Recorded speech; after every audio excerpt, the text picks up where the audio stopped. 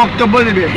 এই কাউয়া ওবায়দুল কাদের বলেছিল এই জালিয়াতি আওয়ামী লীগ চোর বাটপারের দল বলেছিল, বলেছিল তারা খেলা হবে হবে আরে মাঠে খেলা হবে, তুমি কখনো পালিয়ে যাবে না এই কথা বলেছিলে।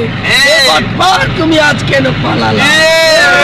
কিন্তু এই বিএনপির এই তারেক জিয়ার বাহিনী, এই জিয়ার বাহিনী কখনো দেশ পালিয়ে যাবে না। এই বেঈমান আওয়ামী লীগের দলের নেতা কাউয়া, সে একটা কাউয়া বলে পালিয়ে যাবে না। আর এখন পালালে কে? আমরা তো দীর্ঘ 15 বছর তাদের দুর্নীতি সহ্য করেছি, দিনের পর দিন জেল কাটিয়েছি, কিন্তু একটা দিন আমরা দেশ পালিয়ে যাই না। এই বেঈমান সরকার, এই ফ্যাসিস্ট সরকার এদেশের